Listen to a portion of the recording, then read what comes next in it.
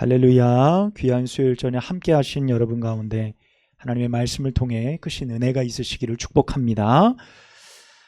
우리가 갈라디아서를 계속 나누고 있습니다. 오늘 말씀을 통해서도 또 우리에게 새로운 은혜를 허락하실 하나님의 그 은총을 먼저 믿음으로 바라봅니다. 저는 담임 목회를 시작한 지가 17년, 올해가 17년이 되었습니다. 17년 동안 뭐 했나 좀 이렇게 생각해 보니까 한 번의 개척, 아내와 둘이 단둘이 개척 교회를 시작했고, 또 교회를 한번 이전을 해서 리모델링 공사를 하고 사택을 만들고 예배당을 만드는 공사를 했고, 또 그 다음에 4층 건물을 매입을 해서 또 리모델링 공사를 하고, 한마음교회에 부임을 해서 또 건물을 매입하고 또 리모델링 공사를 하고, 따져보니까 뭐 이랬더라고요. 그래서 17년 동안 목회를 이렇게 뒤돌아보니까 젊은 시절 공사만 한 것 같아요. 공사만, 엄청 공사만 했어요. 또 할 것 같아요. 앞으로 또 할 것 같은 예감이 막 듭니다. 그럼에도 그 수고가 교회가 세워지는 어떤 부흥의 일로에 있었기 때문에 그 수고, 땀, 그 열정이 결코 헛되지 않았음을 믿습니다. 누군가는 그럽니다. 목회가 건축하는 거냐, 목회가 리모델링 하는 거냐, 개척했더니 학교에서 배운 건 하나도 안 나오고 목수일만 잔뜩 한다더라, 뭐 이런 얘기 합니다. 사실 신학교에서 목회를 배우는 게 아니고요, 신학교는 신학을 배우는 곳입니다. 신학의 학문을 배우는 곳이기 때문에 현장 목회는 몸으로 부딪히면서 경험하고 배울 수밖에 없는 그런 구조를 가지고 있습니다. 저는 그렇게 풀뿌리 목회를 하다 보니까 그런 생각 들더라고요. 목회가 정말 건물을 세우는 것과 참 많이 닮았다라는 생각을 하게 됩니다. 여러분, 건물을 지으려면 작은 땅 하나 있어야죠. 그쵸? 집 한 채 지으려면 구체적으로 설계도도 있어야 됩니다. 넉넉한 자금도 있어야 되고, 그리고 그것이 다 준비되어져 있으면 집을 짓는 모든 인고의 과정, 수고를 통해서 집이 세워지게 됩니다. 여러분, 그렇다고 돈이 많다고 반드시 좋은 집을 지을 수 있는 것도 아니에요. 내가 돈이 많아서 업자한테 그걸 탁 맡겨놓으면요, 뭐 제대로 지어지지 않을 확률이 굉장히 높고요. 또 빨리 짓고 싶은 마음에 기초를 허술하게 하면 그 집은 결코 높이 지을 수도 없고 나중에 많은 하자로 어려움을 당하게 되는 것을 보죠. 집을 세우는 일은 분명 집 주인의 인고의 노력과 비례한다라고 할 수 있습니다.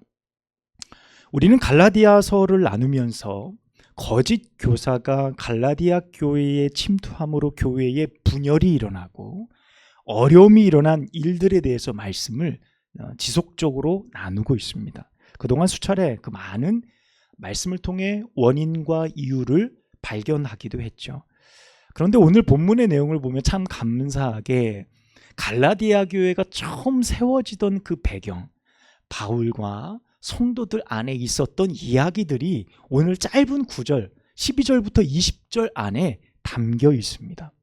이 말씀을 보면 갈라디아 교회가 어떤 과정을 통해 세워져 왔는지를 우리가 발견해 볼 수 있어요. 그래서 이 갈라디아 교회도 꼭 교회가 세워지는, 건물이 세워지는 것 같은 그 과정을 거쳐왔다라는 것을 볼 수 있습니다. 그래서 오늘은 그 방향에 대해서 우리가 제3자의 입장에서 갈라디아 교회가 세워져 가는 그 과정을 우리가 말씀 안에 비추어 나누기를 원합니다. 제가 어릴 적 다니던 교회는 전도사님이 개척한 작은 상가교회였습니다. 그때가 1992년도였습니다.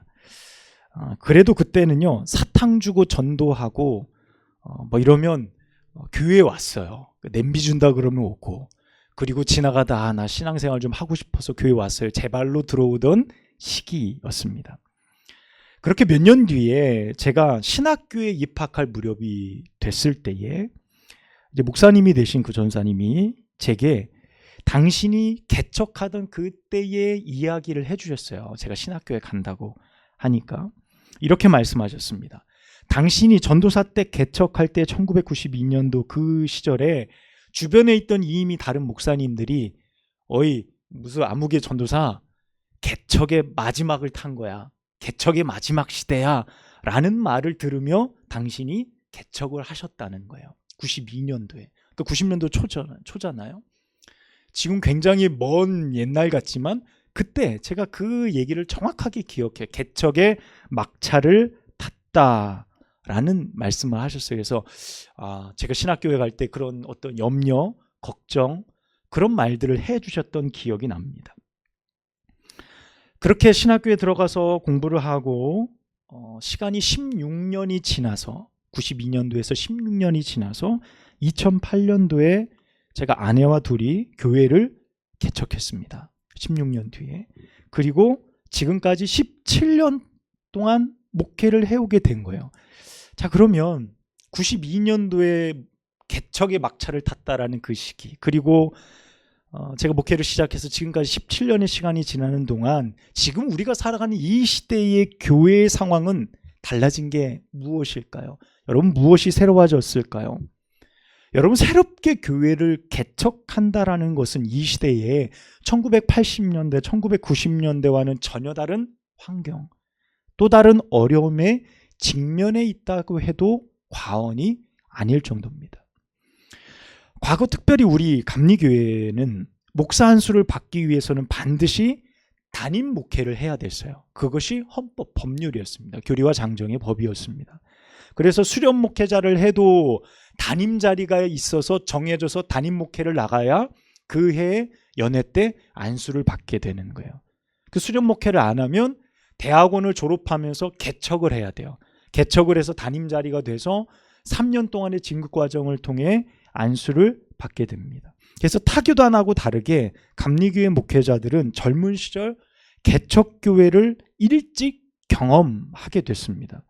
그렇게 교회를 세운다는 것이요, 30대 초반의 젊은 시절의 목회자들에게 굉장히 큰 경험이면서 또한 만만치 않구나 목회가, 그 사실을 발견하고 배우는 일이기도 했어요. 문화와 환경이 말이죠. 그런데 우리가 지금 살아가는 이 시대는 어떻습니까? 더 개인화되고 더 모든 인권이 강화되고 전도를 하는 환경이 결코 녹록지 않고요. 또한 교회의 많은 어려움들, 혹은 목회자들의 탈선, 혹은 성도들의 안일한 종교생활, 이런 것들이 사회에 아주 지탄이 되어지는 많은 뉴스거리들로 막 생산되어지고 있는 시대를 우리가 살아가고 있어요. 그 틈에 또 이단들은 막 득세를 하고 기독교라는 이름으로 함께 또 싸잡아 욕을 먹게 되는 이런 많은 어려움들이 가중되고 있는 겁니다. 자, 이런 사방에 어떤 좋지 못한 많은 일들이 교회 안에 있어요. 그러니까 교회에 유리한 것은 아무것도 없다라고 봐도 무방할 정도의 상황이에요. 이런 상황에서 교회를 새롭게 개척하고 교회를 세운다는 것이 많은 통계들에 의해서는 참 불가능하다라는 말을 하곤 합니다. 더군다나 시골이나 혹은 내륙에 있는 시골 교회들은 사회 변화, 인구 절벽으로 인해서 교회가 문을 닫아요. 너무 자연스럽게 소멸되어져서 없어져 버리는 거예요. 교회 건물만 덩그러니 있는 그런 상황이 지금 대한민국의 현 주소입니다. 세상이 교회에게 주는 사인이 있어요. 신호가 있습니다. 요즘 교회 안 된다, 불가능하다, 이제는 끝났다 라는 말들을 던지는 것 같아요. 더 이상 교회가 세워지지 않고 성장하지 않고 어려움이 있다, 불가능하다라는 말들을 던져갑니다. 여러분, 이런 매우 심각한 도전 앞에 우리는 어떻게 흔들림 없이 하나님의 교회를 세워갈 수 있을까요? 지금 이 시기에 말입니다. 제가 말씀 서두에도 여러분께 말씀을 드렸듯이 교회를 세우는 것이 꼭 집을 세우는 것과 같다라는 말씀을 드렸습니다. 제가 네이버 카페에 여러 개의 카페들을 가입했어요. 이유는 여러 정보를 좀 얻으려고, 제가 모르는 분야에 대한 정보가 카페에 있기 때문에 그렇습니다. 그래서 그 중에 귀농 그리고 건축 이런 관련된 카페를 제가 가입을 해서 거기에서 여러 가지 정보를 자주 찾아서 얻고는 합니다. 그 카페는 굉장히 특이하게 어떤 한 분이 귀농과 건축에 아주 잘 아는, 다방면으로 잘 아는 분이 자기가 가지고 있는 지식을 정리를 해서 그 카페 회원들에게 무료로 개방을 하는 그런 카페입니다. 그래서 거기 들어가면 정말 누가 잘 안 알려주는 그런 시시콜콜한 것부터 해서 건축의 아주 큰 덩어리까지 많은 내용들이 실려 있습니다.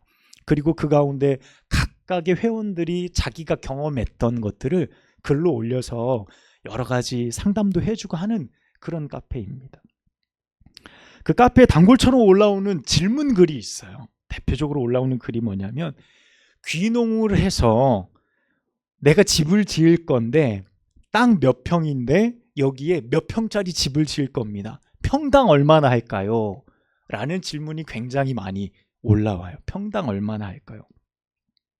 근데 거기 댓글 달리는 게, 평당 얼마냐고 물어보면 사기당합니다. 스스로 초짜임을 증명하는 겁니다. 이렇게 하면서 밑에 설명을 해줘요. 왜 그런가 봤더니 건축을 안다는 사람들은 평당 얼마를 얘기하지 않아요. 왜 그러냐면 평당 얼마는 의미가 없는 게, 집을 짓는 재료부터 모든 게 다 다르기 때문에 가격이 평당 정가로 매겨질 수 없다는 거죠. 그래서 내가 짓고 싶은 게 뭔지, 내가 쓸 재료들은 뭔지 모두 다 다르기 때문에 정확히 정리해서 말할 수 없다라는 이야기를 거기에서 보았습니다. 어떤 사람이 자신은 시골에 멋진 집을 짓고 자연과 함께 더불어 농사도 짓고 귀농하며 나머지 여생을 살고 싶은데 제일 큰 문제가 돈이 없다는 거예요. 자금이 없어서 문제고, 또 건축 자재는 자주 올라서 너무 어렵고, 그래서 거의 꿈을 포기할 지경입니다. 어떻게 합니까? 라고 글을 올렸어요. 그런데 그 글에 댓글이 달렸는데 매우 의외이면서 동시에 너무 정확한 지적의 내용이 담긴 겁니다. 내용은 이렇습니다. 건축에서 가장 중요한 것은, 여러분 무엇일까요? 우리는 돈 이렇게 생각하는데, 건축의 가장 중요한 것은 건축주의 비전과 꿈입니다. 라고 이렇게 이야기하는 거예요. 아무리 돈이 많아도 건축 못하는 사람이 있고, 아무리 돈이 없어도 기어이 해내고 마는 사람이 있습니다. 그 차이는 건축주의 땀과 노력 그리고 포기하지 않는 꿈입니다. 누가 이렇게 댓글을 달아놓은 거예요. 저는 그걸 보면서, 야, 이게 건축 카페에 어울리지 않는 매우 철학적이고 낭만적인 댓글이다 라는 생각이 딱 드는 거예요. 그러면서 이 말이 제게 이렇게 들렸습니다. 아직도 이 시대의 교회를 세우는 것이 끝나지 않았다. 시대가 우리를 결정하는 것이 아니라 우리의 열정과 꿈이 그것을 결정한다 라는 말인 거예요. 돈 없는 사람한테 불가능하잖아요. 그런데 그 열정이 되게 한다는 거예요. 믿지 않는 사람들도 그렇게 말하는 거죠. 그러면 그것을 우리에게 그대로 가지고 와서 이 시대의 교회가 안 된다, 어렵다라고 말하는데, 그들이 결정하는 것이 아니라 누가 결정한다고요? 우리의 믿음과 우리의 결단이 그것을 되게 한다. 하나님이 일하시기 때문에 라는 마음을 갖게 했다는 거예요. 여러분, 오늘 바울은요, 갈라디아 교회 성도들에게 자신이 처음 갈라디아 지역에 왔을 때를 회상하고 있어요. 상기시켜 줍니다. 여러분, 사람이 처음 누군가를 만났을 때 그 사람의 내면에 무슨 생각을 가지고 있는지 알 길이 없어요. 그러니까 사람이 처음 만났을 땐 그 사람을 뭘로 알아봅니까? 외모로 알아볼 수밖에 없는 겁니다. 그 사람이 입고 있는 옷, 행색, 그쵸? 말투, 뭐 이런 것들을 통해서 그 사람이 누구인지를 대략 알 수 있습니다. 그 사람이 좋은 대학을 나왔거나 혹은 똑똑하거나 좋은 가문의 사람인지 아닌지 우리는 알 수 없어요. 그저 옷차림과 행색을 보고 추론할 뿐입니다. 우리는 바울을 이미 대단한 존재로 인식하고 있죠. 그 사람이 어떤 가문에서 살았고 로마의 시민권자고 어떤 공부를 했는데 우리는 이미 선입견으로 바울이라는 이미지를 그대로 각인시키고 있습니다. 그런데 당시 갈라디아 지역의 사람들이 바울을 처음 봤을 때의 그의 행사는 어땠을까요? 초라하기 짝이 없었어요. 정말 초라한 모습이었습니다. 그가 로마 시민이었는지 알 길이 없고요. 가말리엘 문화생에서 공부를 한 똑똑한 수재였는지 알 길이 뭡니까? 딱 보기에도 허름하고 현찮아 보이는데, 더군다나 오늘 13절 말씀해 보니까 바울이 갈라디아 지역에 방문했을 때 육체에 약함이 있었다라고 스스로 고백하고 있어요. 여기서 말하는 육체의 약함은 몸에 병이 있었던 거예요, 바울이. 그러니까 원래 바울이 안질이 있어서 눈에도 계속 눈곱이 끼고 그런 질병이 있었죠. 그런데 그것뿐만 아니라 이 갈라디아 지역 안에 풍토병이 있었대요. 그 풍토병뿐만 아니라 말라리아도 많았어요. 그러니까 바울이 지역을 옮겨와서 그곳에서 여러 질병에 시달리고 있는 상황에서 갈라디아 교회의 복음을 전했던 그때를 상기하고 있는 거예요. 그러니까 그들이 바울을 보기에 복음을 전하는 사람이 튼튼한 게 아니에요. 다 죽게 생겼어. 그런데 예수 믿으십시오 하고 전하고 있는 거예요. 그 상황이 시험들만 하죠. 오늘 바울의 말씀에 보니까 내 약함이 너희에게 시험들 만한 일이다. 여러분, 바꿔서 말해서 지금 말씀을 전하는 목회자가 비실비실해요. 맨날 약해요. 어려워요. 맨날 병원에 다니고. 그럼 여러분 은혜가 되겠습니까? 뭐 매우 비슷한 거예요. 지금 바울의 상황이 몸이 약하고 힘들다는 거죠. 그런데 오늘 말씀해 보니까 자신을 불쌍히 여겨주고, 오늘 말씀해 보면 더 따뜻하고 존중해주는 갈라디아 교회 성도들을 볼 수 있어요. 여러분 14절 말씀 우리 함께 보도록 하겠습니다. 시작. 너희를 시험하는 것이 내 육체에 있으되 이것을 너희가 업신여기지도 아니하며 버리지도 아니하고 오직 나를 하나님의 천사와 같이 또는 그리스도 예수와 같이 영접하였도다. 아멘. 여러분 참 놀랍지 않습니까? 갈라디아 교회가 세워질 때 우리는 뭘 가장 많이 생각했죠? 그것밖에 없다고 생각했습니다. 그게 뭐죠? 바울의 수고. 교회가 세워지면서, 소아시아의 수많은 교회들이 세워지면서 바울의 수고를 우리는 늘 각인하고 생각해 왔어요. 그런데 오늘 바울이 뭐라고 그럽니까? 14절 말씀해 보니까 갈라디아 교회가 세워질 때 너희가 나를 이처럼 환대해 줬다는 거예요. 갈라디아 교회 성도들이 연약하고 부족하고 몸도 아파서 비실거리는 나를 천사와 같이 예수 그리스도처럼 너희가 나를 영접해 주었다라고 말씀하고 있는 겁니다. 한 목사님께서 목회 중에 암에 걸리셨어요. 그래서 암을 치료하면서 목회를 하기가 불가능했습니다. 그래서 목회하던 교회에서 어쩔 수 없이 사임을 하시고 요양을 하고 지내셨습니다. 그러던 중에 한 강원도에 있는 교회에서 헌신 예배, 주일 오후 헌신 예배 때 설교를 해달라는 초청이 온 거예요. 그래서 어쨌든 아픈 몸을 이끌고 아는 사람 통해서 이렇게 연락이 왔기 때문에 예배 인도차 그 강원도에 있는 교회에 가시게 됐어요. 이미 몸이 많이 약해질 대로 약해져서 설교하는 것 자체가 굉장히 큰 부담이 됐습니다. 그래도 약속인 거라 주일에 그 교회를 방문하셨습니다. 목사님께서 설교를 시작하시기 전에 그런 부탁을 받고 그런 생각이 드셨대요. 내가 언제 다시 강대상에 설 수 있을까?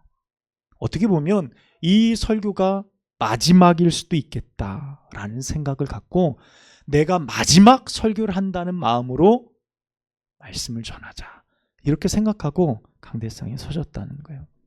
최선을 다해 헌신 예배에 설교를 하고 집에 돌아오시게 됐습니다. 근데 며칠 뒤에 전화가 한 통이 온 거예요. 그 통화 내용은 다른 게 아니라 그 교회에서 전화가 온 거예요. 강원도에 있는 교회. 근데 전 내용은 목사님, 우리 교회에 담임 목사님을 모시기로 결정했습니다. 우리 교회로 와주십시오라는 전화였어요. 그러니까 이 목사님이 너무 깜짝 놀라는 거예요. 내가 지금 병으로 이제 아파하고 있고 몸도 시원찮고 감당하기 어려운데 나를 담임 목사님으로 모신다는 이 자체가 너무 놀라운 거예요. 나중에 알고 보니까 그 교회에서 이미 담임 목사님을 모시려고 준비하고 찾는 중에 헌신 예배 때 그 목사님이 설교를 하셨는데, 그 설교를 듣고 나서 많은 성도들이 큰 은혜를 받았다는 거예요. 큰 은혜를 받았어요. 그래서 모든 성도들이 예배를 마치고 나서 모여서 회의를 했대요. 우리가 앞으로 이 목사님의 설교를 한 번만 더 듣더라도 우리가 이 목사님을 담임 목사님으로 모시자. 우리 교회에서 목회하시다가 돌아가시면 우리가 끝까지 책임을 다하자 라고 결단을 하고 목사님에게 연락을 해서 우리 교회로 모시게 됐다는 거예요. 그래서 그 목사님이 그 강원도에 있는 교회로 담임으로 가시게 됐어요. 여러분, 결과가 어떻게 됐을까요? 하나님이 그 병을 치료해 주셨어요. 그리고 그 교회에서 목회를 너무 잘하시고 그 교회도 큰 은혜 가운데 자라나고 있다는 거죠. 여러분, 놀라운 일인 겁니다. 여러분, 교회를 세우는 것이 무엇일까요? 저는 그동안 목회자의 희생, 수고가 먼저라고 생각해 왔어요. 저도 그렇게 희생해 왔다라고 생각했습니다. 그런데 오늘 바울의 말씀을 보니까 바울은 성도들의 수고와 헌신이 먼저였다라고 우리 가운데 말해줍니다. 여러분, 15절 말씀을 우리 함께 볼까요? 15절 말씀 시작. 너희의 복이 지금 어디에 있느냐? 내가 너희에게 증언하노니 너희가 할 수만 있었더라면 너희의 눈이라도 빼어 나에게 주었으리라. 아멘. 여러분, 갈라디아 교회 성도들이 바울을 지금 어떻게 생각하고 있는지를 정확하게 보여줘요. 여러분, 자기 눈 빼어줄 수 있는 사람 많습니까? 여러분, 내 자식도 쉽지 않아요. 내 자식도요. 그런데 내가 그 교회에 온 복음을 전하는 전도자인 바울에게 그 교회 성도들이 내 눈이라도 빼서 내가 당신에게 주겠습니다라는 그만큼의 열정과 충성과 헌신이 갈라디아 교회 성도들 가운데 있었다는 거예요. 여러분, 그 헌신이 교회를 세우는 거예요. 허업을 파닌 땅에, 복음이 없는 그 땅에 최초로 교회를 세우게 되는 놀라운 목회의 원동력이 되어지는 겁니다. 여러분, 부족하지만 우리 목사님이 가장 귀하다.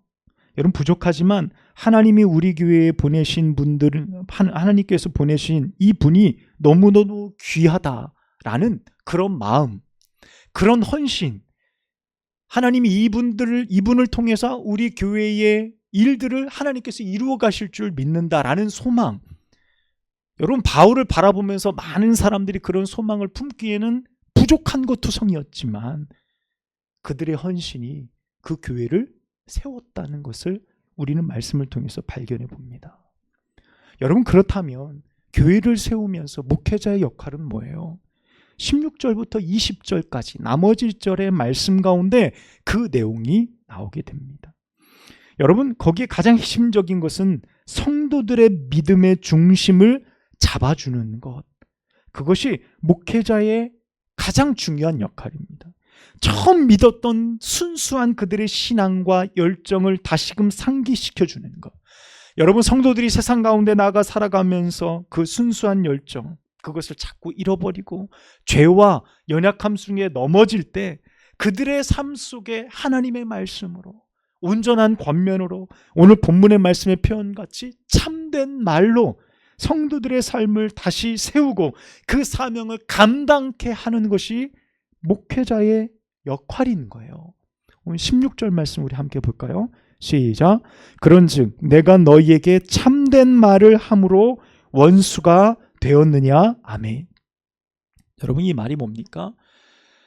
너희가 그때는 나를 그렇게 사랑하고 눈까지 빼어서 줄 정도로 나를 사랑했지만 잘못된 사상에 그들이 넘어가서 복음에서 이탈하고 교회가 흔들리고 너희의 믿음이 뿌리째 흔들리는 이 상황을 볼 때 내가 너희에게 무슨 말을 하는 거예요?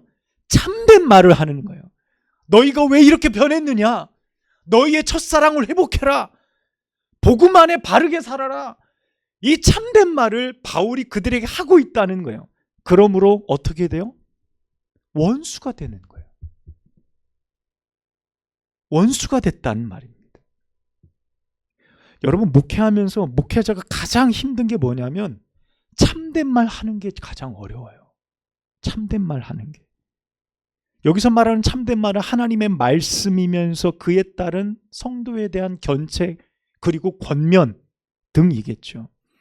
여러분, 참된 말은 당연히 필요로 하지만 오늘 바울의 표현처럼 그 말로 서로 원수가 될 수도 있어요. 그 원수라는 표현은 정확히 한쪽 편의 의미이겠죠. 여러분, 목회자가 성도들의 신앙에 대해서 권면하고요, 부족한 부분을 바꾸기를 권면할 때 여러분, 그것을 받아들여서 성장하는 사람이 있는가 하면 그 말을 듣고 불편해해. 기분 나빠. 나만 미워한다고. 지적해서 나만 시험에 빠졌다고. 그래서 어려움을 당하는 경우, 서로 관계가 틀어지는 경우가 많이 있어요. 여러분, 그래서요, 어떤 목회자들은요, 굳이 말하지 않으려고 해요. 그냥 내버려 둬요. 그렇게 지내든지 말든지 내버려 둡니다. 여러분, 하지만 그 말이 때로는 어려움이 될지라도요, 그 영혼을 살리고 고치는 참된 말이라면 목회자는 해야 될 사명이 있는 거예요. 그것이 목사의 사명입니다. 여러분, 저도 목회를 하면서요, 제 스스로가 잔소리가 많거나 사사건건 지적하고 권면하는 타입이 아니에요. 제 스스로가. 여러 가지 많은 모습들이 있어도 저는 꽤 오래 지켜봅니다. 몇 년 지켜봅니다. 그리고 잘 안 고쳐지는 그때에 의지가 보이지 않을 때 기도하면서 많이도 안 해요. 한 번, 두 번 권면해요. 한 번, 두 번 권면해요. 제 목회의 방침이에요. 보이자마자 막 뭐라고 하지 않아요. 오래 지켜봅니다. 그럴 사정이 있을까? 왜 그럴까? 이해하고 또 생각해보고 기도하면서 몇 년을 봐요. 그러면서 그것이 반복되고 또 고쳐지지 않고 그것이 제가 생각했던 것과 다를 때 제가 권면을 드려요. 최대한 예의를 갖춰서 하려고 노력합니다. 여러분, 그것이 아프죠. 그것이 싫을 수 있어요.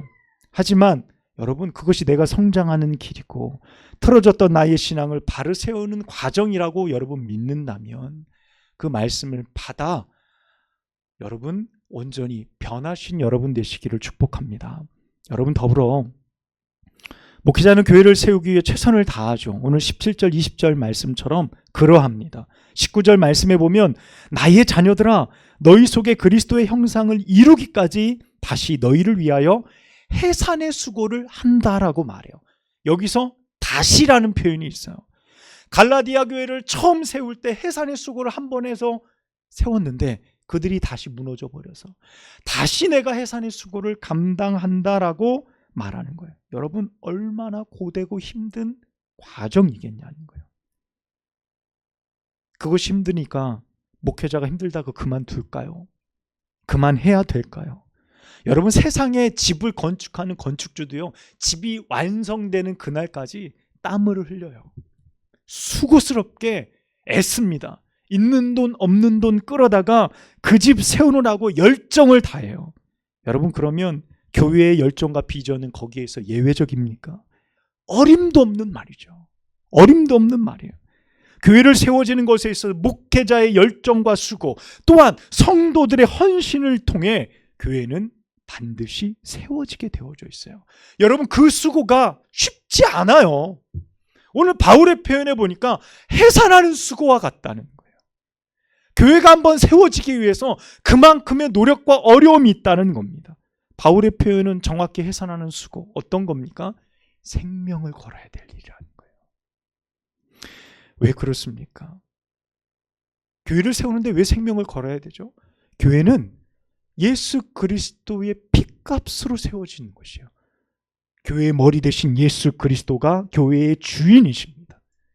여러분, 그래서 목회자도 생명을 걸어야 되고 성도도 생명을 걸고 헌신할 때, 피를 쏟아낼 때에 그 교회는 피로 성장하게 되어져 있는 것입니다. 목회자와 성도의 관계가 복음 안에서 가장 건강할 때 교회는 가장 힘이 있고 부흥하는 교회가 되는 것입니다. 오늘 갈라디아 교회의 모습, 교회가 처음 세워질 때의 그 따뜻하고 아름다웠던 모습, 서로가 서로를 귀하게 아름답게 보아주며 헌신하며 사랑으로 애썼던 갈라디아 교회의 모습을 바라보며 교회가 어떻게 세워지는지를 우리가 오늘 말씀을 통해서 발견해 보게 됩니다. 우리 한마음 교회가 어떻게 교회가 세워져 갈까요? 앞으로 어떤 교회가 되어져 갈까요? 여러분, 답은 똑같아요. 목회자의 헌신, 성도의 헌신, 서로가 서로를 귀히 여기며 함께 복음을 향해 나아갈 때, 수고스럽게 애쓰고 꿈을 향해 달려갈 때 그 교회는 자라나고 부흥하게 되어지고 세워진다는 분명한 말씀입니다. 사랑하는 여러분, 주의 교회를 위해 우리는 어떤 역할을 감당하는 목회자와 성도가 되어야 할까요? 오늘 말씀을 통해 우리는 어떤 성도들이 되어야 합니까? 어떤 일들을 감당하는 존재가 되어야 합니까? 기도하겠습니다. 하나님 아버지, 참 귀한 말씀을 통해 이 시대에 우리 교회를 다시금 조명케 하여 주시니 감사합니다. 우리가 나아가야 될 길, 하나님의 교회를 어떻게 감당하며 어떻게 세워가야 할지 두려움과 떨림으로 오늘 말씀을 듣게 하여 주옵소서. 이 시대에 생명의 교회인 한마음 교회를 우리 가운데 맡겨주신 아버지, 부족한 우리의 삶에 비전과 꿈을 가지고 하나님의 거룩한 교회를 세워가기에 부족하지 않게 하옵소서. 서로 비난하고 잘못했다, 부족하다 판단하기 전에 우리의 연약함을 서로 보듬어주며 귀히 여기며 하나님의 천사와 같이 예수님처럼 서로를 대하며 인정해주며 함께 사랑하며 보듬으며 교회를 세워갈 수 있는 저희 믿음의 공동체가 되어주도록 인도하여 주옵소서. 처음 그 마음, 그 첫사랑, 그 헌신과 그 열정, 하나님 주님 부르시는 그날까지 잃어버리지 않게 하여 주옵소서. 그럴 때에 분명 하나님의 거룩하신 교회 아름답게 세워지고 부흥하게 되어질 줄로 믿습니다. 세상은 어렵고 안 된다라고 말하지만 그것을 결정하는 것은 세상이 아니라 우리의 비전이요, 우리의 믿음이요, 하나님의 역사임을 고백합니다.